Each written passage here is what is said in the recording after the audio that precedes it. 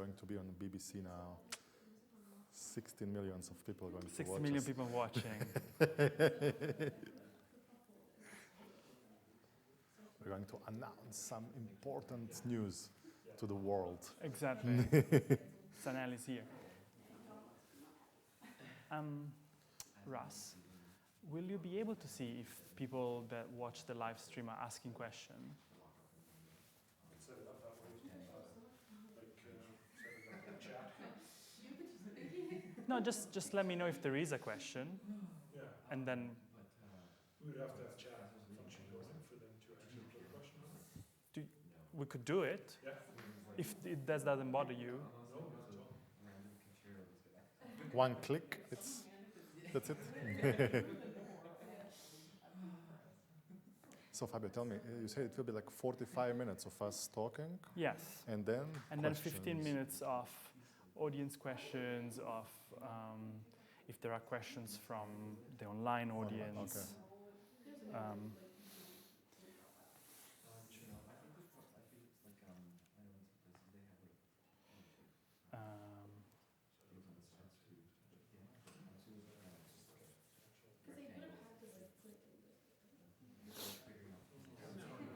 Huh?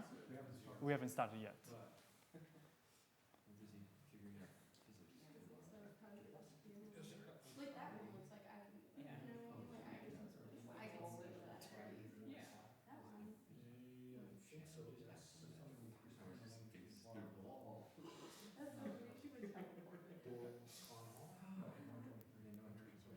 And this is like normally studio where people can record something? Or? So people do piano lessons here. Okay. They do also rehearsals for chamber music. Mm-hmm. They do a bunch of things here. Okay. They do some recordings. They do Nice. repertoire classes. They do master classes. They do your master classes here. Also, yeah, true.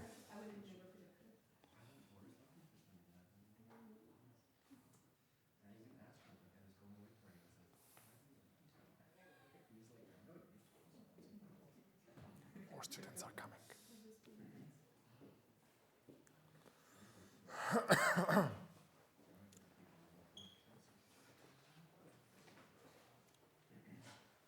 Hi.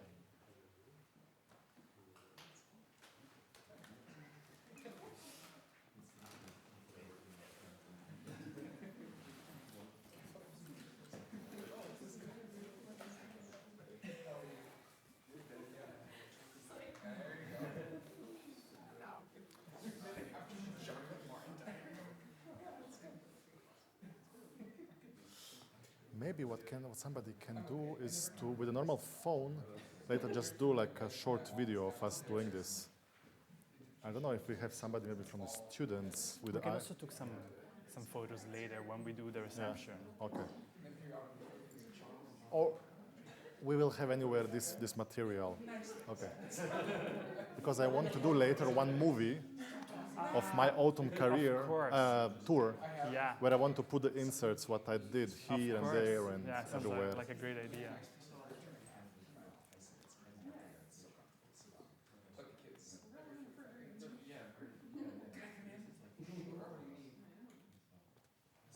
How are things going, Josh? All good? Excellent, that's the best.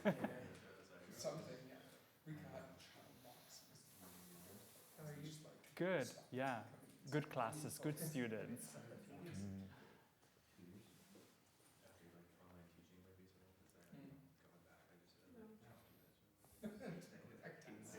Oh, nice socks. It's been like for the occasion. Nice.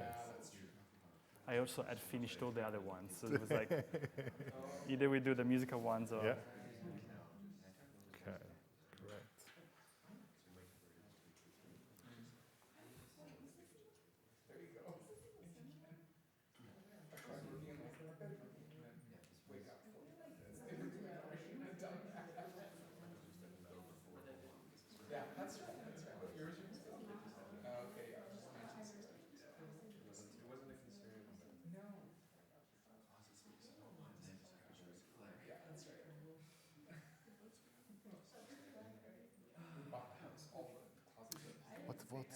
what's called the hall where I have a concert tomorrow? Do you know? Mattard Hall. How? Mattard Hall. Mattern. Mattard. Mattern. Mattern. If I need a help there, please. Because I would like at the end just to invite maybe the audience.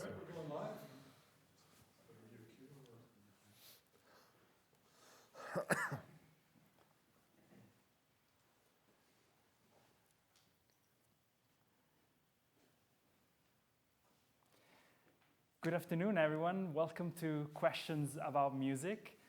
It's lovely to see so many faces in the online, actually in-person audience. I'm sure there are some lovely faces also in the online audience. So for those who haven't been at one of these events before, Questions About Music is a series of conversation here in the Department of Music at the University of Alberta. And it's a series of conversation that we organize thinking about everyone in the community, so performers, composers, academics, faculty, students, friends, members of the broader Edmonton community, really to come together and chat about things that makes us curious, musical things that makes us curious. And just as any colloquium series has guest speakers that normally engage with a faculty member like me, and I'll introduce my guest in a second, but just to give you a sense of the kind of conversation or the kind of format, we don't do formal paper presentations. We actually want to engage in a conversation. So the whole for about 40-45 minutes, you'll see me talking with Sanel in this case, and then there's going to be questions from the audience. But really, the idea of Questions About Music is for people in the departmental community to say, there is something about this topic that I like to discuss. Can you invite someone to have a conversation about this? Or I have a favorite artist, they've just published this album. Can we have a conversation about this? Or there's a piece of music, a video that really makes me curious. And especially if those questions that you have, they don't necessarily come and get discussed in courses that you do or in other events in the music department. That's the perfect things to come to us and say, like, can we do a questions about music for that thing? And this is exactly what happened about a year and a half ago when we did an event like this, and one of the person in the audience came to me at the end and said, like, I'm a guitar player. There are not many conversations with or about people that specialize in this instrument. And I was like, okay, let me think about it. I think I have the perfect person to invite that is a guitar player, a classical guitarist, in fact, a very celebrated soloist and multi-awarded guitar player, but also someone that I think is a perfect person to have a conversation with because they have a very prominent online presence. They are a YouTube artist. And I think this is the kind of conversation that could benefit a number of people in the department, not just guitar players, but everyone who is looking to do a career in music today, or academics also that think about what does it mean to be a professional musician in the age of streaming, or with these big corporations often taking a lot of the profits around art and music these days, or at least if not taking the profits, but making the most of or deciding where the money goes and who gets the visibility. So we'll have a chance to discuss all of this in a moment with my guest. But really just keep in mind that if you have something that you would like to talk about, this is the forum for you. So come to us and talk about it. Later this year, we're going to have another session that is dedicated to some professors here at the UofA. It's going to be called Your Professor's Journey, and we invite 2 members of staff to discuss how they got here and their stories, and really also to have a conversation among ourselves. There's going to be a wine reception at the end for the people in the room, and we hope that more and more people come and join us to linger and chat and find out about things that go into these, that happen in this community. But without further ado, my name is Fabio Morabito. I'm a musicologist here in the department. And my guest is Sanel Redzic, who came all the way from Germany to spend some time with us and to play a concert also tomorrow in the Muttard Conservatory, in the Muttard Hall. For the Guitar Society. For the Guitar Society of Edmonton. This was kind of like a joint venture between the music department here and the Guitar Society of Edmonton to have Sanel come and spend some time with us, engage with us, talk with us, play a concert. He's going to play a masterclass. He's going to teach a masterclass later on today. But perhaps, Sanel, so that I stop talking and you start doing that instead, would you like to introduce yourself a bit to this audience and say, what kind of artist are you? Yes. So first of all, hello, good afternoon, good evening, everybody. I'm really very glad to be here with you today in this room. And by the way, to be for the first time in Canada. Canada is actually the country number 33 that I'm visiting, where I'm going to play, to teach, to share my knowledge, my experience. And this concept is actually something what I really like. And I hope that today we will all share here some experiences, and I will be really glad to answer to all of the questions. So, about myself, I know it's a bit difficult to pronounce my name because I'm coming from, actually I was born, by that time it was Yugoslavia still, but then just as I was 3 years old, the country split in 7 smaller countries, and the country where I was living is called Bosnia and Herzegovina. My name is Sanel Redzic, and I'm 35 years old. I'm playing classical guitar, and I'm doing it actually for many years now. I started when I was 8, and well, since then the guitar became a part of my life. I have to say that actually, in the times when I was starting to play this instrument, it was actually the time just after the war in my country. So you couldn't really hear classical music or classical guitar at all at the radio, at the TV. Of course, we didn't have internet back in 1995, right? 1996, when I was starting this everything. And I would like to say that I'm coming from a family. My father has 5 brothers, and actually they grow like they had a really nice childhood without cell phones back then. So they were growing on the streets, just playing with the friends. And by some coincidence or not, each of these 6 brothers was playing some instruments. But actually, they were all autodidactics, so which means that they learned those instruments on their own. Somebody would show you something, and you will say, okay, how to tune the guitar, how to turn it. Yeah, you play a few chords, and then you start to investigate in this. So what I would like to say here is that, of course, they were then having kind of a band. So each time we were meeting, I have also a lot of cousins. And each time when they were meeting... It was a concert. Yeah, there was actually a concert. We were actually having a lot of fun, a lot of traditional music from that area, from former Yugoslavia. And of course, what I was thinking, okay, I will grab a guitar, because guitar was something, I remember, which really took me when I was maybe 3 or 4 years old. I really liked how this instrument sounded.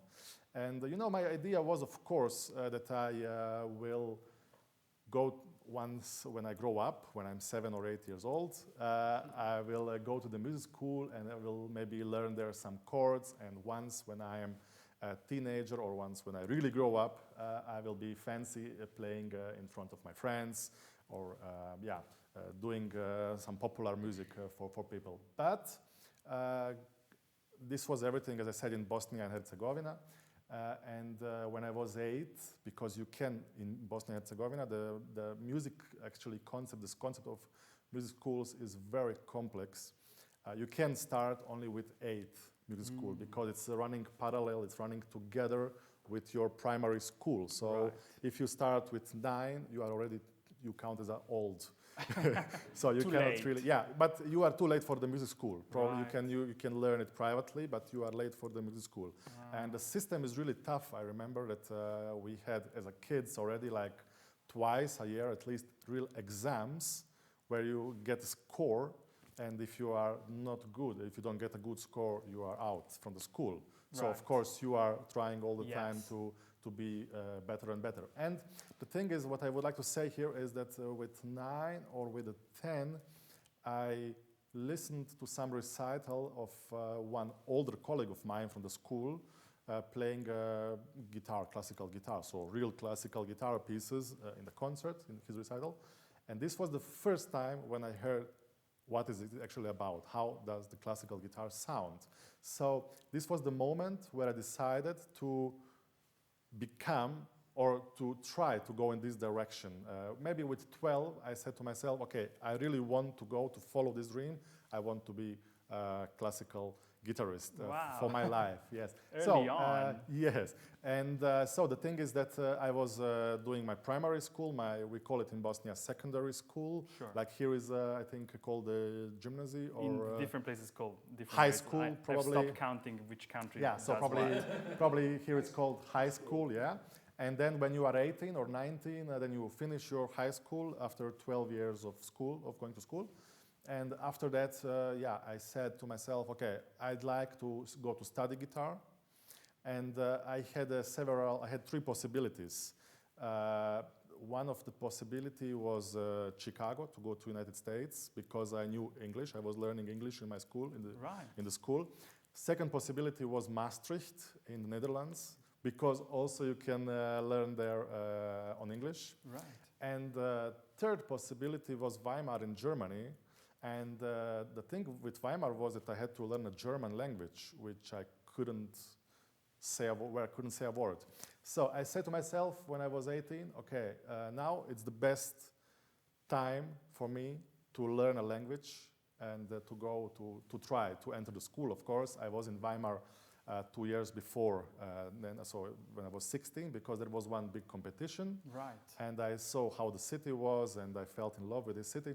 And yeah, I tried when I was 18. I did the entrance exam in Germany, and then I went to study to Germany. So I started to learn the German, the language, and everything. And it was in 2007 when I entered the university, and I was studying 8 years there. So I did 3 degrees there. 3, yeah. And still, 2023, I'm still there. So 15 years later, I'm stuck still in Weimar. I love this city. And so this is my base actually there. I work also That's there. where you live. And from there, I actually travel the world. Yeah, beautiful. This anecdote, fun fact. Sanel and I met in Germany. We were roommates we were in the same student dorm. There was this student dorm just for music student in Germany, and he was living 2-3 doors down the corridor from me. And I remember coming back home after a long day in the Musikhochschule, and I would listen to this beautiful guitar music, and it was him practicing. It sounded like listening to a recording, and I didn't know with what courage I could practice myself in my room when this was like already of that level. And but thank you for giving me a sense of for giving our audience a sense of your journey. But I was wondering now, today, what kind of artist are you? How do you see yourself as an artist? Yes, I'm of course, I would say in the first line, concert artist, because this was always my dream to become. So I feel actually very happy when I'm on the stage, when I'm sharing with my audience my feelings, my music. So when I make people in the audience happy. So that's actually one of my primary tasks, I would say. And after that, I'm a teacher. I'm teaching a lot. So I never thought actually when I was 18 or 19 that I will teach so much one day. And actually, I don't know how to call it because the whole idea just came somehow naturally and spontaneous. I started also to produce my own CDs, videos, to make my own production, to present myself not just to make my neighbors happy when they pass by my door, but also to make happy the larger audience around the world. So I would say that I'm also kind of self-taught producer. Yeah, thank you for saying that. And I think this is quite of a distinguishing thing, at least for me. Like I grew up in several systems, and I studied in Italy, then I studied in the same music academy or university as Sanel did. And over there, it seemed that everything that we were doing in terms of to become professional musician was playing the orchestra or becoming a concert artist. Then it means that you would have an agent that will send you to Tokyo, to Milan, and so on, do concert and record CDs.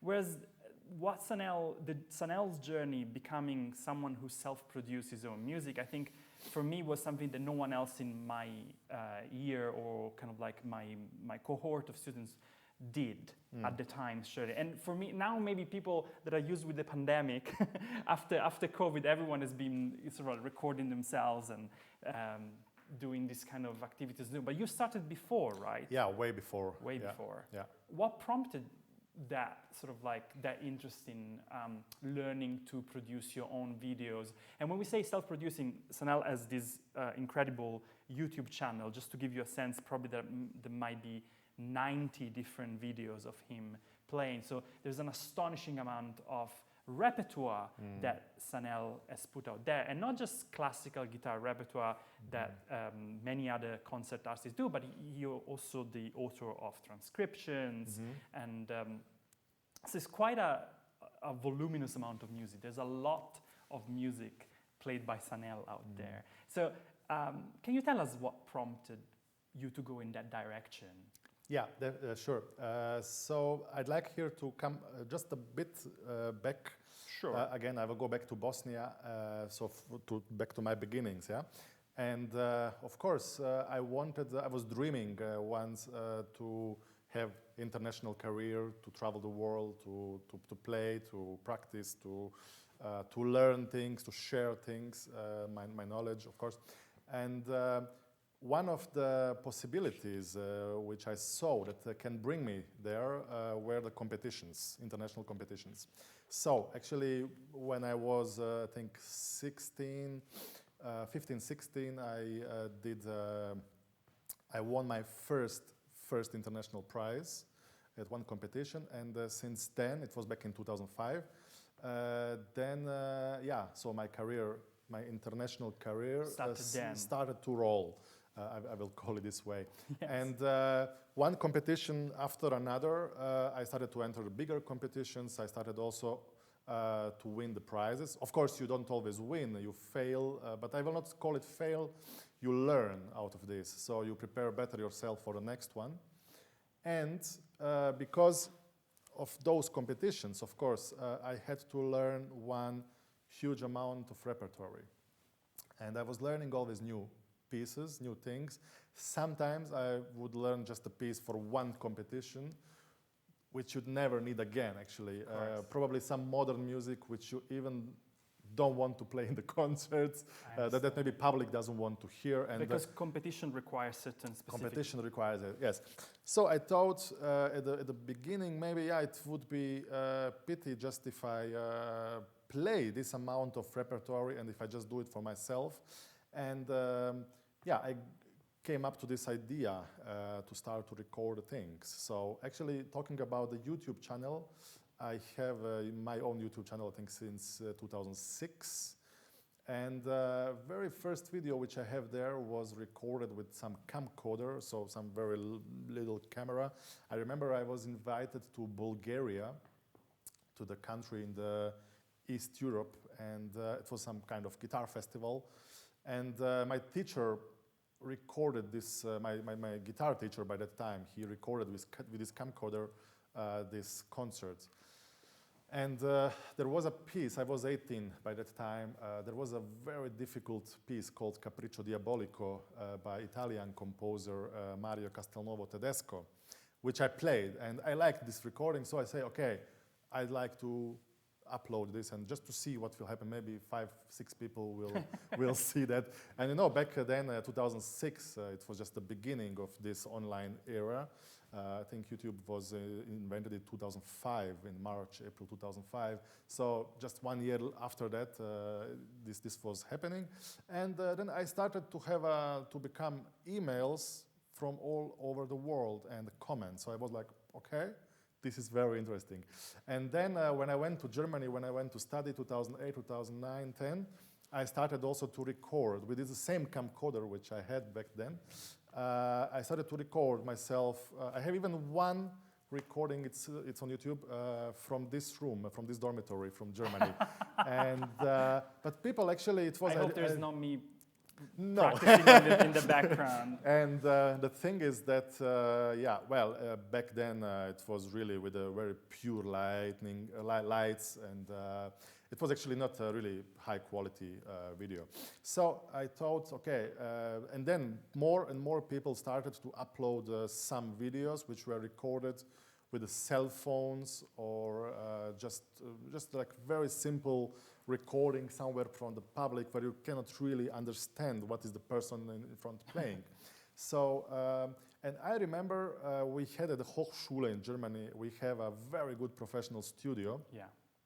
Where I did, I was actually invited to record the music of Bach for some museum in Germany. And I went there, and actually we did it in 2 or 3 takes, everything. And because, you know, you go there, you get your time from 2 till 4 p.m. and you have to make, you know, 20 minutes of program in 3 to hours. record. Yeah. And I remember that I bought, by that time it was 2010, 11, I bought kind of recorder, a video recorder, which was a bit better quality than the previous one. And then I just put it to record the video. Even the tone master, he didn't know that I was filming myself. Yes. So he did the audio, we did it in 1 or 2, 3 takes, I don't remember. And then the best take I took and I combined it with the video. And then I uploaded it. So it is my recording where I play, one is recording where I play Chacona by Johann Sebastian Bach. And one is where I play the Jig from the same partita, 1004. And this started to have a lot of views during over the night almost. Wow. And well, this is where I started to think more and more what to do, how to do this. And I remember if you call the studio, they would say, okay, you want to record, this is how much it costs, but we give you the date on the 4th of November at 3, and you have the studio until 7. Which was for me like, okay, I really have to prepare for this moment, and I have really to make everything within those 4 hours. Sure. And maybe I will not feel comfortable in this moment. Maybe I will be sick or whatever. Sure. So I thought, okay, what to do, how to improve this. And I was reading a lot about this recording things and stuff. And I remember that then I decided to invest all my money, which I had from some competitions, which I won previously, to invest in recording equipment. And I remember there is the biggest European music shop in Germany. And I don't know if I'm allowed to say the name because of doing commercial here. But it's actually, it's called a Thomann. Thomann, yeah. And it's actually the music shop which is one village. Ah, yes. So it consists from, I don't know, like 30, 40, 50 buildings, and it's a music shop. So they have one house only where they sell the microphones. And you can go there, you can pick up your guitar with you, and you go to the studio room. You have like 25 different microphones around you.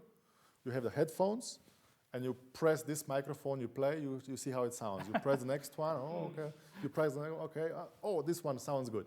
So I remember this is how I chose my first microphones by Neumann. And I took the microphones. I took about 4 microphones. Well, it was 1 by 1. Sure. Now I have 4 microphones because they're really expensive. Yeah. I had 1 camera by that time, Nikon camera by that time. So actually, when I was filming always 2, 3, 4 takes from different angles. Yeah. And then I was learning in some very basic programs how to cut and put this everything together, that it looks like it was recorded with 4 different cameras. Yes. But it was actually recorded with 1 camera. I'm imagining So you one- turning to one camera. No, but it's what I find interesting is that from your story, like, it's not that anyone was teaching this to you at the music university, at the Musikhochschule. Like, it was your own interest, like, because you saw that this video that you uploaded had gathered these views, that you said, like, oh, I see a possibility here. Yeah. And you sort of like did it a bit by bit by yourself. But what I want also to say is that, of course, I had a knowledge about the music and about the physics and about how the frequencies and those things are working. And because, of course, we were studying this everything at the university. But I want also to say that I had a possibility and a kind of privilege to grow up next to one studio in Bosnia and Herzegovina, in my city where I was living. So I could always, and this studio was owned by my guitar teacher. So it was actually a basic studio. It was not now a huge production, but you know, I could also already see how to connect the microphone. Yeah, and yeah. things, So like to learn you got some very inputs, basics. Yes. And I'm sure that even when we were at the music academy, we had such a good studio at the university. You know, I'm sure that maybe you had some conversation with them. They gave you some inputs for sure. I don't doubt that. But I love the initiative. Yes, and the thing was that then when I started to work on this idea, actually this thing with the studio in Toman, it was in 2014. Yeah. And my first video I did at the end of 2015, and the first proper production I did 2016. And what I would like to say, once when I started working on this, I gave up almost like 10 times on this, because I saw how big, how huge field it is. And you really need to study this. I still today don't think that I'm like a really professional producer or whatever, but really I think I learned enough to make this what I actually like. And the first idea, the first thing, why am I doing this, is because really I like to share my music with my audience around the world, and actually I'm getting all the time some kind of emails, comments, and so it's something actually also talking about how to motivate yourself, because it's not really easy to sit each day or every second day or whatever, sit down and to practice. You need always to have the goals. Yes. And this also was one of my goals, especially during the COVID times when all my concerts were canceled 2020. I was still doing, so I had my idea, I had my project of recording the whole Bach Lute Suite. And you know, I was doing every year 1 or 2 Bach Lute Suites. I think it's fascinating, and I think it's very good food for thoughts also for the students that are listening to you, because at the beginning, especially of someone's career, you might not have concerts, you know, lined up for you. And so if you struggle to think about what can I work towards, you know, you can create your own project. Of course, it takes some doing in terms of becoming your own producer, but one can partner up with some of the people that are making also this event possible. I mean, it's possible. But I wanted to ask you, what do you think? Certainly, you said that a lot of people saw you and heard you, and you loved sharing this art. Do you think that this is what made the difference? Do you think that your YouTube channel is what made you the concert artist that are you today? Well, I don't really think it's only YouTube. No. I think it's one part of it, of course. But of course, speaking about the competitions before, which I won, so those competitions, of course, they opened me the door, and it was really very heavy, very hard part of my, how to call it, education, I will say this way. Because, you know, if you, especially in Germany where I was studying, you are there to learn something. You are there to improve. You are there to go in this direction when we speak about the knowledge. And I think not single university or school will force you or will just teach you how to win competitions. Yes. And I think it's also good this way. So actually, I had my part of education where I was learning so many other things and learning about music in general, about music history, about harmonies, about That's my friend. everything, yes, and about acoustics and stuff like this, because it's everything very important to understand how your instrument, how your sound projection work in one room. And of course, those competitions had a huge role in my education and in my, not in the education, but in my, on my career way. And actually, this is how I got mostly of my concerts in the beginning. Right. And if you play one good concert, then maybe two organizers will come to you and invite you for another 2 concerts. Yeah. So it's kind of chain. And I remember, for instance, I have a very funny story. I was invited 2012, first time to China, to the city called Xiamen. It's somewhere in the East China. And I remember I landed there. It was a little city, just maybe 7-8 million people. And and I remember when we came there, it's on the coast actually. You have the sea there, and then you drive with a boat, with a ferry. You go on one island, and on this island you don't have cars. You have only, it's like for tourists. It's a little you can walk around, I think, but you have these cars for golf. All right. And they drive you up to the hill. There was one hotel. And so I stayed there, and I was invited there just to play. And I thought, okay, great, I play here for some tourists. And it was a concert hall with 700, 800, 900 seats. Wow. So I came to the stage, and like 400 cell phones on me recording. So, okay, and I was playing there, and I was very relaxed. I played some nice music, like very famous, actually, like the best of from the classical guitar. And the public loved it. After, when I finished the concert, I heard, I didn't have idea before that it was actually annual meeting of guitar teachers from all China. So there were actually all there were only guitar teachers there. They had their meeting, like annual meeting there, and there was recital. I didn't know this before. If I knew, I would be really very nervous. But I was playing very relaxed. And what I want to say, out of that, I got 3 or 4 other invitations to go to, in the next 4 years, I was every year going to China, because always somebody from the public there was inviting me to play the concert. So I was in general like 5 times in China. And so this is just one maybe extreme example, but I just want to tell you, how it works. And of course, this YouTube story is something really nice, and I think I'm using it in a good way.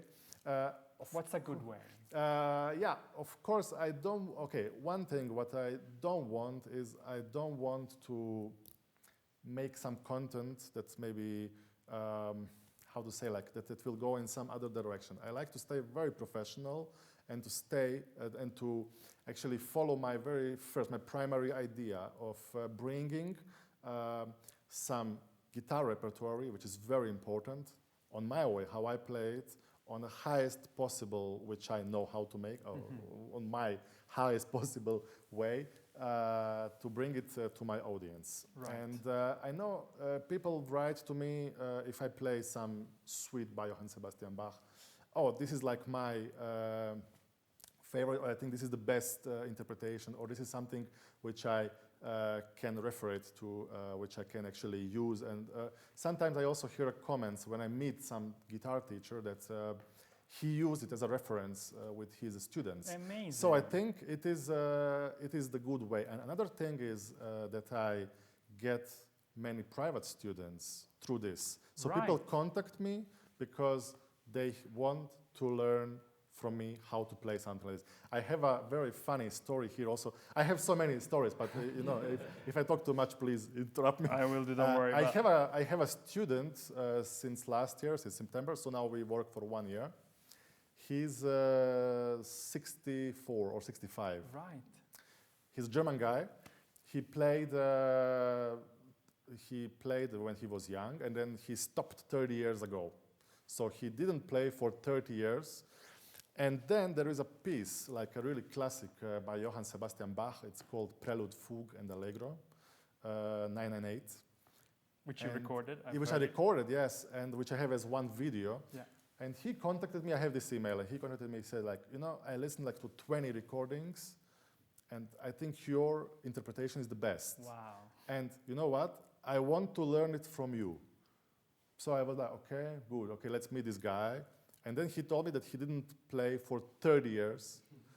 And he said to me like, you know what? I have now an idea for the next 5 years, like 5 years program. I want to meet with you twice a month online. And I want to be able in 5 years, when I'm 70, to play this piece. Wow. You know? And yeah, we are meeting now, sometimes once a month, sometimes twice a month, or every week. But you know, I want to say it's an interesting story. And then he told to me later, you know, when I finish this, for the next 5 years, I have another. Well, you know, it is, of course, he's improving. He didn't play for a long time. We did also a lot of technical stuff and stuff. Yeah, but this is what I mean. I use it in a good way. I use it really in a professional way. Another also. Let me ask you something before you do, because there's so much food for thoughts about what you said. Like this guy listened to you playing a specific piece, and it's like, I want to learn that piece from you. Like it's almost teaching a la carte. Like I want, but you showed, you know, your cards there. Exactly. They are everyone to see. And the fact that you have 90 YouTube videos with, you know, that's a lot of guitar repertoire. So a lot of people can do that. But I was also thinking, how extraordinary, because the fact that you got all this equipment to do the recording means that now you're using the same equipment to teach these people remotely. Probably this is something that even just, maybe you were doing it before, but I guess that after the pandemic, more and more people are okay with doing that.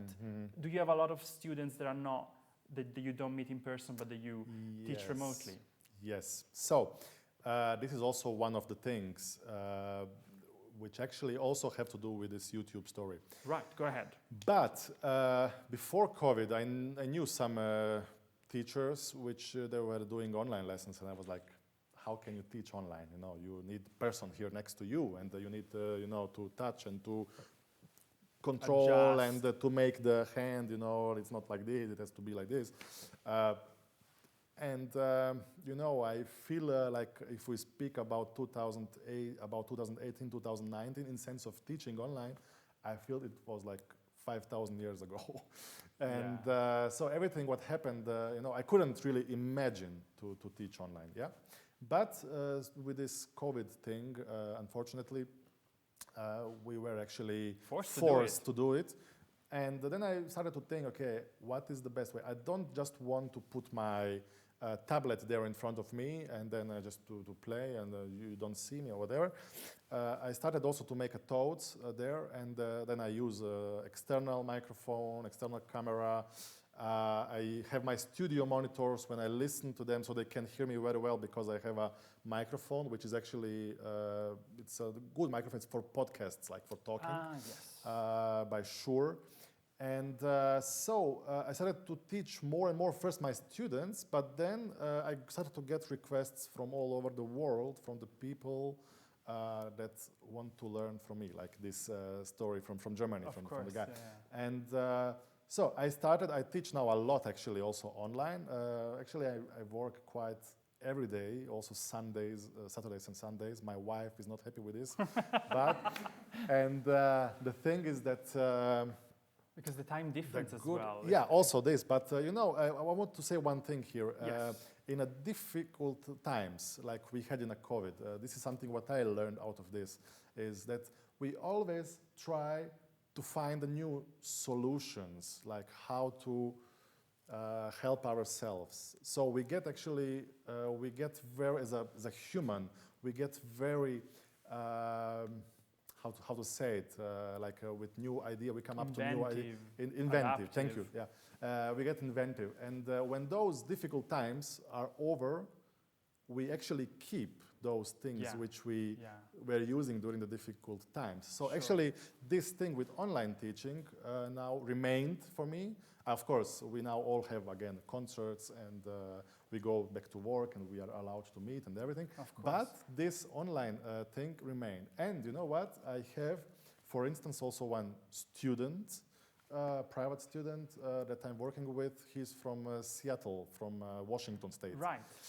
And actually, I'm also working now for almost 1 year with him together. We are meeting every week. And he's coming to Edmonton to have meet you. tonight lesson, masterclass with me, to meet me in a private, to meet me in a person, yeah? The And, first in-person and he's staying lesson. for the concert tomorrow also to listen to Lovely, my yeah. concert.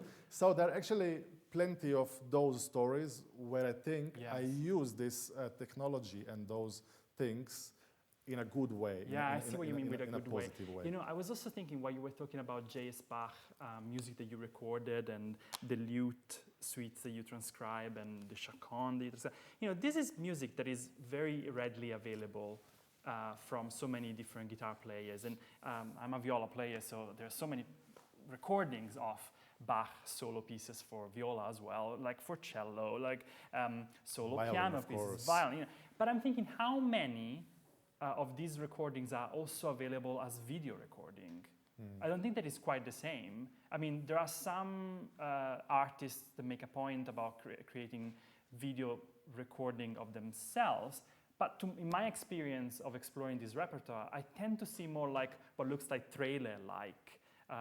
We did this production, this CD or this concert, and here I have snippets of the video.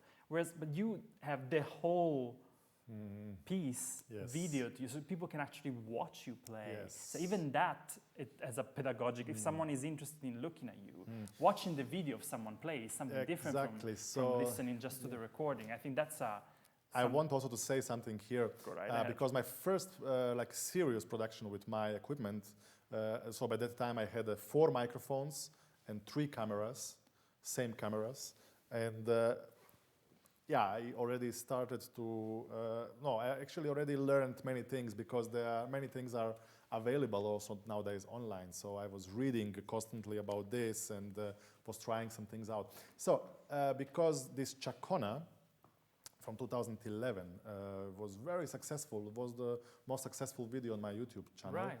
I came up to idea, okay, why not now when I have this professional equipment, why shouldn't I record it again, but not only Chacona, because there are so many recordings of Chacona, but to do the whole partita, which is not so often played on the guitar. It was not back then. We speak here about 2016. So I did the whole transcription. I learned the piece. I played it in several concerts. And then I recorded the whole thing. Yeah. So I remember the recording took 2 days. Because it's like, at the end, it's like 33 minutes of music. It took me 2 days to record it because it's really, it's very difficult technically, but you have also to stay, to make it musically of course. Working. And you say 2 days, but you know, some other people to record that partita, they take weeks, so, I mean. Yes, and then, you know, I want to say here that everybody, so my colleagues were telling me, oh, you have 5 movements, do 5 videos, you will have more views. I say, no, you know, I want to give somebody who is sitting at his home possibility that he feels like sitting in the concert. Nice. He has the whole partita in one video. As one video. No, don't do it, because you know, you will have much more views if you do. I say, no, I will do it in one video. So actually this idea was very good idea, I think. So it was a successful idea. How many views have you got? I don't know, maybe 700,000, 800,000, something like this. I mean, but and sounds like a good idea. And yeah, so actually, people that were telling me to do it in a separate videos, when they started to record, they did also those things in one video. Okay, they took your good so, idea. and then, yeah, of course, then after that, I came up to this idea to record another suites and things. And what I want to say also, I can count in my inbox, but I got for sure between 100 and 150 emails from people that want to have my scores, my fingerings Right. there. So I was not really responding to those emails because You don't know. I didn't have, something really didn't want to to send them my your manuscript or finger, Right. things which I wrote, which maybe only I can read. oh right. And yeah. so after maybe 4 or 5 years, I came up to idea to also write in a Sibelius, in a music program, those whole things with your my finger. It transcription and took your so finger. much time. I can imagine. It takes so much time and energy, but I can also now share it. It's available on my website. Beautiful. And people actually order it all the time. So do they have to pay to? For yes. I think it's a good idea. I think it's a good idea. So I think it's also one good thing. So talking about using technology and all those things Yeah. in a good way, in a professional way, Yeah. because my opinion, you have nowadays so many things. People try to be attractive, and people try to be, I don't know what to say, but I think those things sometimes are just maybe temporary, famous. But I wanted to create something that will yeah, it stays. remain like I some. like that you stayed. I have like this kind of Yeah. like a very high level of quality of Yeah, playing, yeah. which I really wanted to keep, wanted to remain. I didn't want to make a fun of classical guitar. I didn't want to make a fun of me. I didn't want to make a fun of anything. I wanted to keep it really in a serious way. This is something what really serious people that want to do this seriously what also recognized. Yeah, you invested in your brand in a specific way, and you made your brand according to what you wanted. I like that, and you stayed true to that. We need to ask people, give the possibility to people in the audience to ask questions. We want to make sure that there is plenty of time for that. So, but I think that we covered quite a bit. I think that you gave a sense of how you spend your time, like teaching, producing these videos, but also keeping up with what the videos create in terms of more work, in terms of fingerings that you give, new teaching that comes your way. And I want also to say something before I forget here, is that by doing this, by recording myself, I learned so much, and I'm learning all the time. So if I'm preparing for some concerts or tour or whatever, the best way of me to prepare is to go to the church where I actually all the recordings. that I can book every time when I want to do my recordings, to take my equipment with me and stay there for 3, 4, 5 days inside and record. So this is actually something that I learn mostly, so by recording. But also for the music students, for the musicians here, I actually learn so much by recording just with my cell phone. Yeah. So just putting the cell phone in front of me, playing, and then just looking at the recording. Of course, I will not publish it anywhere. I have plenty of those videos. Right. And probably, who knows, one day maybe somebody one day will a musicologist discover like me them. will come, take your but data. What I want to say is when you are looking at yourself playing, it feels much different than when you play. So I learn always. So this is something what I want to suggest to the young people, to the musicians in general, to record, videos are powerful to look, too. because we are always the best teachers for ourselves. This is something in generally what I. And you were saying earlier while we were chatting that some of your students that you teach online, they can go back and watch the recording of your lessons. Yes. So things that they don't get in the moment, they can actually go back and really absorb. I mean, there's so much. So this is what I also want to say now with my students teaching online. We are recording each lesson, and so people are having then the base of it becomes lessons, an archive. which an archive. And the thing is, they're always telling to me, I was the day after drinking my morning coffee, and I was going through our lesson. That's nice. And sometimes they watch it 2, 3 times, and they say, I discovered 5, 6, 8, 10 things in this video which I was not aware in the moment when we were talking about those things. So I'm really, so it's something what I also really learned during, or after, in this post-COVID times, it has something really, it has a more good sides. And this is also something what I was doing back when I was studying. Some lessons with my teachers, I was recording also. So I could go home and I could listen again, write down things. Because you get sometimes you're bombed within 60 minutes with so many information that you just cannot absorb in this moment. So this is also one of the very good sides of these things. Excellent. Let's hear from our audience. What question would you like to ask to Sanel? Yes, Sabina. I have a question about recording. How do you record and get over, like, I know as musicians, it's very easy to feel self-conscious or very perfectionist about recordings. How do you get over that kind of sensation, especially if you're recording something longer over a period of days? Well, sometimes, of course, I do it, or I try to do it in one take, but actually, what I always say, if you play the concert, if you play on the stage live, you will always have something little. So you will always have here or there something which is not really so clean, or some phrase that you are not satisfied with. When you are recording, when you are doing those things, you can actually starve for perfection. And so actually, sometimes I record just like I took shorter parts, like 2-3 minutes, and then I record 5-6 times, and then later I select which take I like mostly. So yeah, this is one of the ways.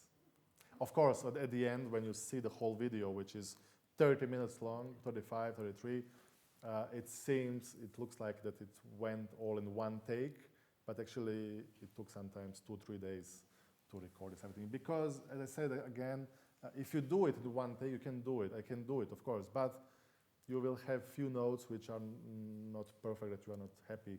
And this is the way that you can make it perfect.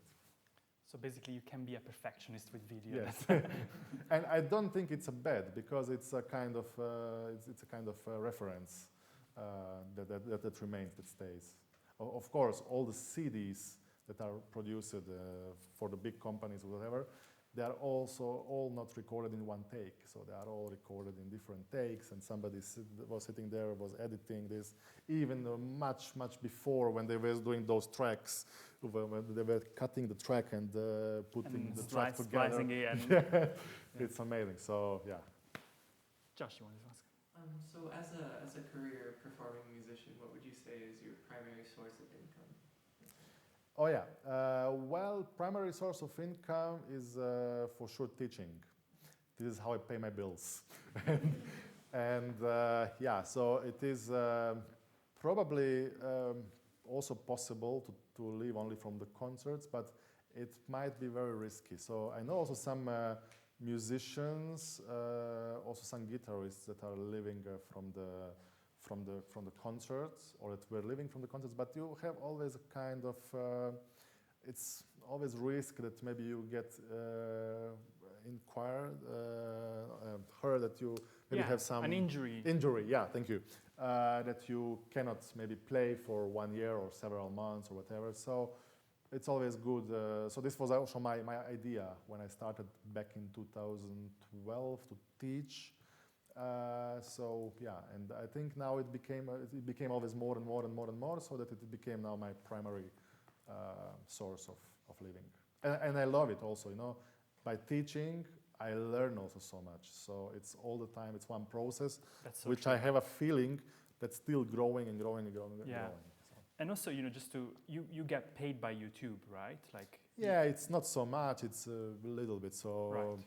you get, I can tell you, you know, every 2 months, like 80, 90 euros. Right. I Which understand. is not really, Okay, so you get like for I was expecting 100,000 clicks, you get 40 euros. Okay. So which is not really that much. So actually, but you know. I mean, better than nothing. Yes, but you cannot really live from this. No, you can't live. You can't live. But you know, I was thinking that the difference with Spotify, for example, by the way, on that piano there are some CDs that Sanel recorded that you're welcome to peruse and purchase as well. But you know, those albums are also on Spotify. Yes. I guess through Spotify you get even less than what you get Yes, through so Spotify pays even less. Yes. Yes, that's true. So from those things you don't really get rich. Yes. And this is also something that those big platforms are counting with. So they are counting with that they promote you.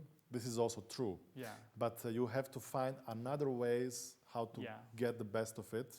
Like me doing the transcription things now and selling the transcriptions and lessons and Yeah, but you getting know- invited for concerts because of the videos. True, exactly. And aside from the actual money that you get from the platform, I'm thinking that you created and keep working on your brand through that platform, which means students, which means the transcription. So then it works in a variety of ways. So what I want to say also here, because we have so many young people here, is that what I also learned, I just told this to Fabio just before we started, is universities all around the world, the best universities in the world, I think, in my humble opinion, they can teach you everything, they can give you the knowledge, they can give you everything, but one thing they don't teach you, that nobody teaches you how to earn money once with this, all knowledge which you have.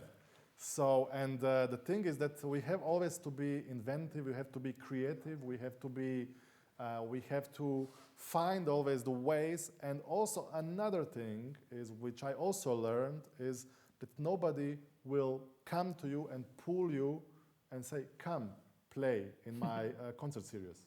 So you have to be always present. You have always to go to the organizers and to say, okay, look, I have this, I have this, I have this. What do you think? Would you like to invite me? Huh? Or something like this. Of course, all those things with me before, with the competitions and the concerts combined. when people were inviting me. But what I want to say is that I have so many friends which can play really good, but they just don't do anything to present themselves, and they don't get in touch maybe with the organizers, so they don't also get invited to play, which is really pity. So you have to stay active, and what I also like to say is sometimes I'm really working 16, 17 hours a day because I have to practice, I have to teach, I have to write the emails, I have to make the videos, I have to record, I have to do stuff. Sometimes I really work, my week is like 7 days, working week, 7 days, 10 to 16 hours a day sometimes, which is really extremely. But I think at the end it's really worth. And as I said, Canada is country number 33 that you're visiting. That I'm visiting, and next month I'm going to country number 34. Which is? I'm going to Colombia. Oh, right. In October now. So and but before this, I'm going back to Europe. I have to start a semester, the winter semester is starting there. I have also new position, teaching position from this, professorship from this October. And I have also to do some things there, and I have also to record one concert with my equipment for one big platform or one big foundation from San Francisco. It's beautiful. I love that there is this combination of various things. Other questions? Carson. I was curious about, this is something that I think all musicians struggle with. When we're making a program, we choose pieces that either might be so-called classics of the mainstream stuff, and then pieces that the artist might enjoy. When you are making projects for your YouTube channel, do you feel like there's a pressure to produce these mainstream kind of pieces, or do you kind of do what you want a little bit more? Not really. So what I figured out is that the public loves music by Johann Sebastian Bach, for instance. And you know, talking about the Bach's music, I also live in Weimar, where Johann Sebastian Bach was also living for 7, 8 years of his life. And so something what I also learned very well there. So my impression is that public really likes, and those videos are always the most visited when I publish something by Johann Sebastian Bach. So actually, that's the reason why I recorded the whole lute works, and now my project is to finish the violin works. And let's see, maybe if I have time in my life to record the cello works also on the guitar. And so I have many plans, many ideas, but I have also another projects, another ideas. I also love to play music by Mauro Giuliani, the Rosignana's. So I want to record his 6 Rosignana's as well. One I'm playing tomorrow. Tomorrow I'm playing Rosignana number 3. Beautiful music. So each one of them is between 15 and 20 minutes long. Wow. With motifs of Giacomo Rossini within. And so I have so many things, so many ideas, so many projects which I would like to do, but unfortunately, sometimes the day is only 24 hours I long. think you're already doing them, Sanel. Don't be too harsh on yourself. Yeah. Other questions? Caleb. I'm curious about if, and the answer can obviously be no for this, if you're making adjustments for the changes that are happening through online platforms and hosting, where more people, as much as you're talking about putting up the whole partita, for example, and I'm pretty sure anybody in this room would sit and listen, you also have a generation of people that are coming up who have grown up with TikTok. And having an attention span of 30 seconds. Or and even it makes less. me think all of this, that and you bring up Bach, the Netherlands Bach Society, I don't know if anybody has seen these. Yeah, of course, It's of course. beautiful, Yeah. and it's the exact thing you're talking about with video. But they'll have these snippets that are like 45-second videos that link to at least 4 or 5 others related with the project that they just finished recording. And I'm curious to know if you're doing something like that in response to the sort of shortened attention span that's coming. You mean like to share some shorts or? Either that, or like if you're piecing together or doing like a prelude to your other videos, for lack of a better word, or just if you're attending, I suppose, to this shorter attention span. And how you're doing Well, I know. I'm very aware of this. What are you telling about? And I know we did, or I was in one lecture, and the guy was telling there that actually the young generation has attention of 7 seconds. After 7 seconds, they switch. They go to the next short. But as I said at the beginning, I'm not actually really interested in being sympathetic and doing the videos which are 7 seconds long or half a minute or whatever. Actually, my idea and my main project, idea is to offer some quality content. And if we think also about how the things are developing, so first we had LPs, then we had these cassettes, then we had CDs, then we had those SD cards, then we had all possible clouds and stuff. And now what's happening? People are again coming back to LPs. So I think also the thing with the people will be also tired of those shorts of 7-8 seconds, so that they will also come back and will search for the quality content, which is different formats. Different formats. Yeah. Bill. I have kind of a long question. Okay. I'm sure it might be interesting. I had the very good fortune to hear Segovia in person, the Romero brothers, the family in person. Okay. And I heard them at stages where they were getting in larger and larger concert halls, huge concert halls, yet they played acoustically. Now I'm sure that the auditor in those spaces had an inferior listening experience because the instrument is meant to be played in a smaller place like you're playing tomorrow night. But you have perfected the technique of recording this with 4 microphones around you. The sound you record is undoubtedly impeccable, but the people listening, what you've done on YouTube and such, are listening through this. Yeah. So they're getting an inferior product for what you're producing. You're producing the highest possible, better than what Segovia and the Romeros did, yet the people are getting something inferior. How do we reconcile that? Yeah, that's true. True. But the thing is that, for instance, me, when I go to listen to somebody, of course, if I have to get some idea, some impression, I also listen on my phone or something. But actually, I like really to sit down and to listen. I listen now recently a lot of music on my studio monitors, where I really sit in front, and if I reach some recording, which is not really on a high quality recorder or some cell phone recording, then I search for the one which is studio recorded. Yeah, yes. So of course there are always good and bad sides of each cake. Also the thing is the thing with these phones is that you have possibility to open something. Now we have possibility to find a video of me or from somebody from Japan or China or Italy or wherever, and we can listen to this on our phones. But yeah, unfortunately, the quality. So it's really just a reference for listening here. Yeah. It's not the experience the No, speakers. no. But I'm sure that there are so many people, and people are writing to me, so also in the comments and the emails, that when they listen to my recordings, they really listen with the Listen to them. headphones, and they like to, because they know what they are getting. Yeah. Yeah. Excellent, thank you. Yes. I also want to say about this platform. I was today talking with somebody about this, the platform called Tonebase. Probably some of you, the guitarists, heard about it. And Tonebase is actually was made by a friend of mine from Germany also. It's actually the platform. The primary idea was that teachers from all over the world take one teacher takes one topic.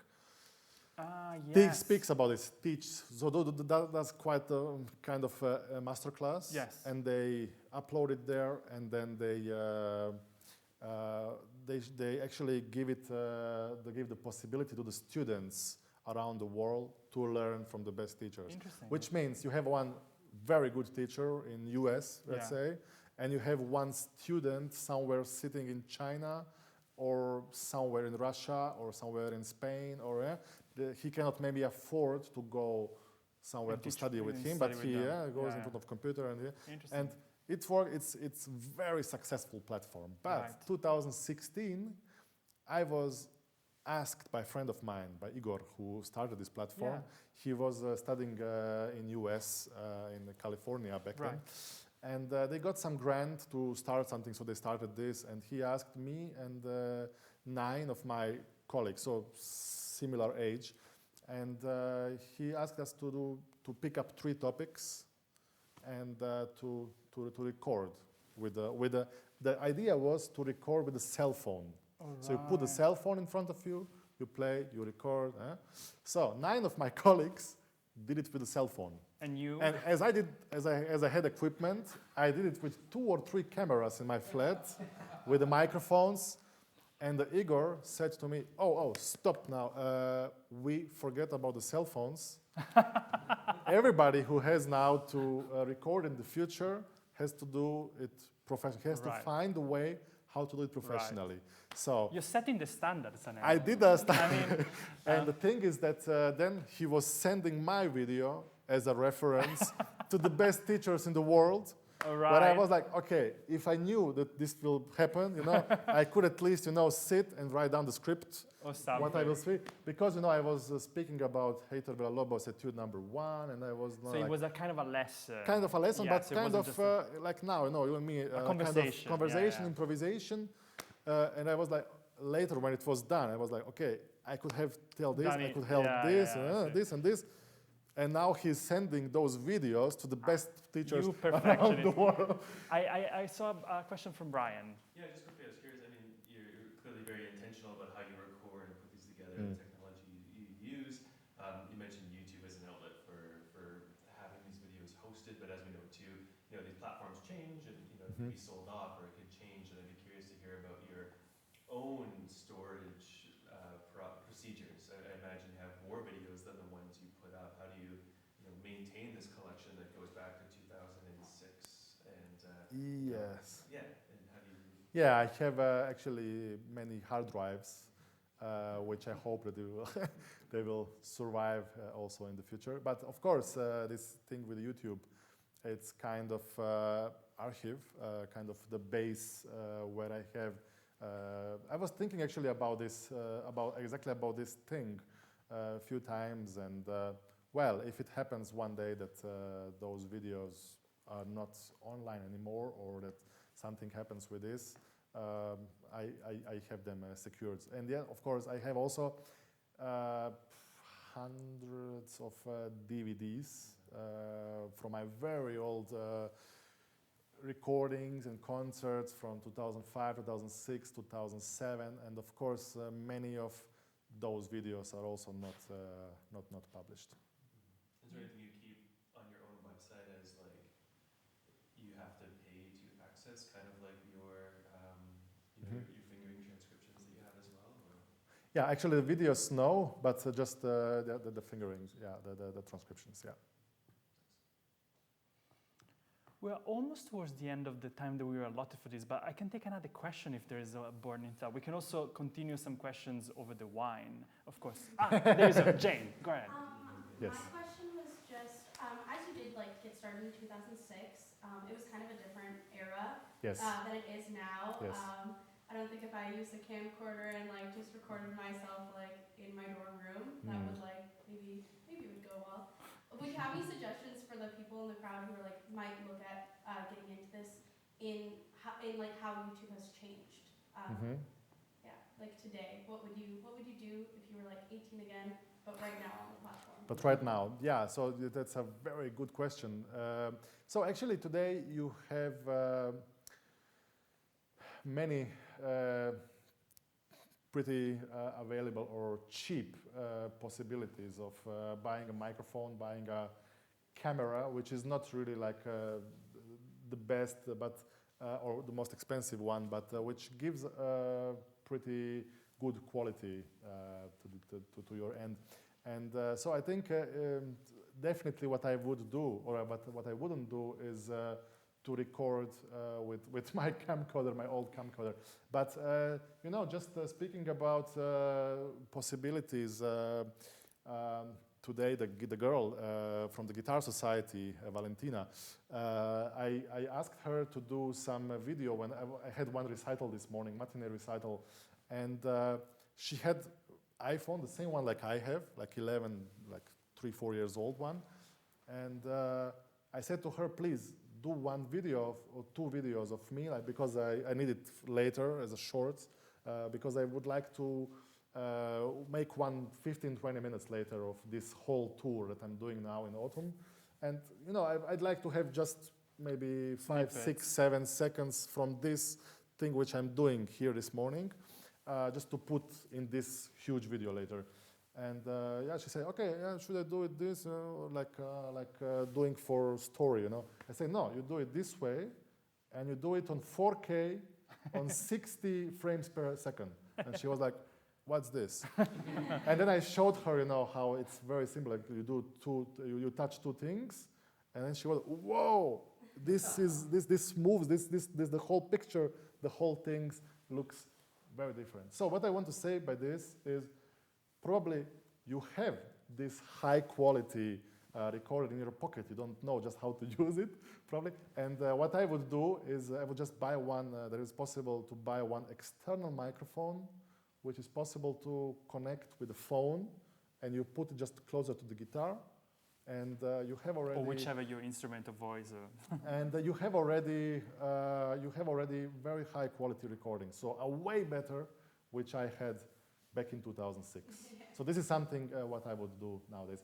But just like, you know, you sometimes find, you are searching for some piece or something, you find some recording from 2010 with some cell phone or some camcorder, and you cannot really listen to it. So I feel really like now when I look back to this, I feel like those recordings were like 3, 4, 5,000 years ago recorded. So. Well, I think we should thank Sanel for this wonderful conversation. Thank you for joining us. Thank you.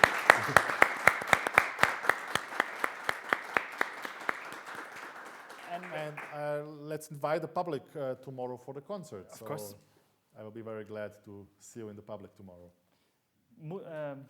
Carson, help me. Muttard Hall? Yeah, Muttard Hall, which is next to Chateau Lacombe in downtown. It's in Alberta College.